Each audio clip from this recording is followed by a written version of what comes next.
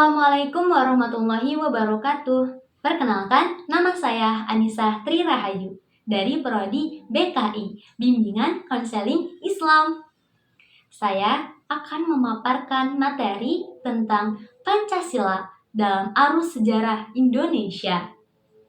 Pancasila dalam arus sejarah Indonesia menggambarkan perjalanan panjang bangsa Indonesia dalam merumuskan dasar negara dan mempersatukan agama, suku, budaya, dan golongan.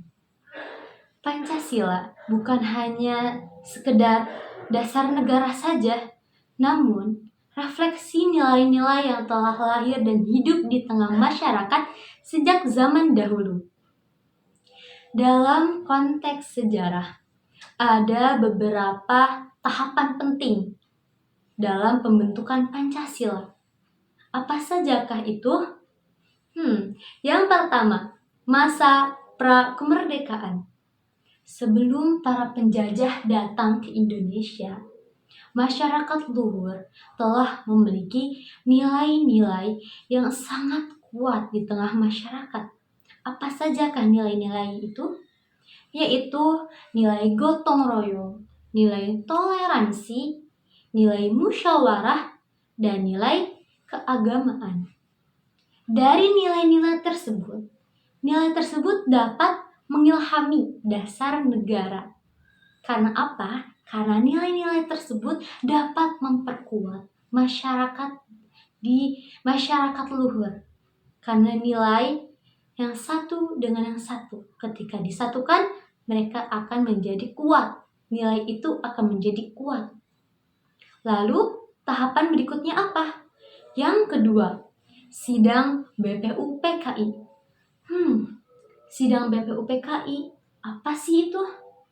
BPUPKI atau dikenal dengan Dokuritsu Junbi Kosakai. Sidang BPUPKI.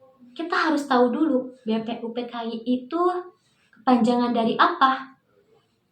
Badan Penyelidik Usaha Persiapan Kemerdekaan Indonesia. Pada masa pendudukan Jepang, BPUPKI ini ditugaskan untuk merumuskan dasar negara. Pada sidang BPUPKI yang pertama, pada saat itu Insinyur Soekarno mengusulkan konsep dasar Pancasila pada tanggal 1 Juni 1945. 5 sila tersebut yang telah diusulkan oleh Insinyur Soekarno kemudian dirumuskan ulang sehingga menjadi dasar negara.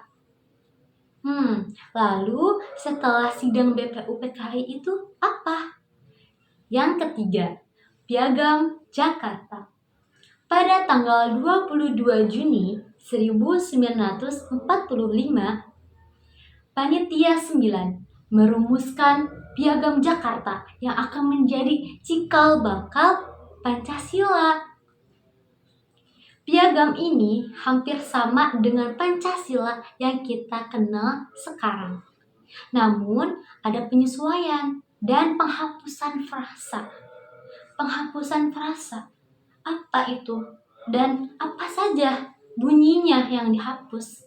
Yaitu yang berbunyi dengan kewajiban menjalankan syariat Islam bagi pemeluk-pemeluknya. Pada sila pertama. Kenapa harus dihapus? Karena untuk memperkuat bangsa Indonesia. Sehingga frasa tersebut harus dihapus dan diganti menjadi ketuhanan yang Maha Esa. Lalu, apa saja tahapan yang selanjutnya? Yang terakhir, proklamasi kemerdekaan dan penetapan Pancasila. Setelah proklamasi kemerdekaan Republik Indonesia pada tanggal 17 Agustus 1945,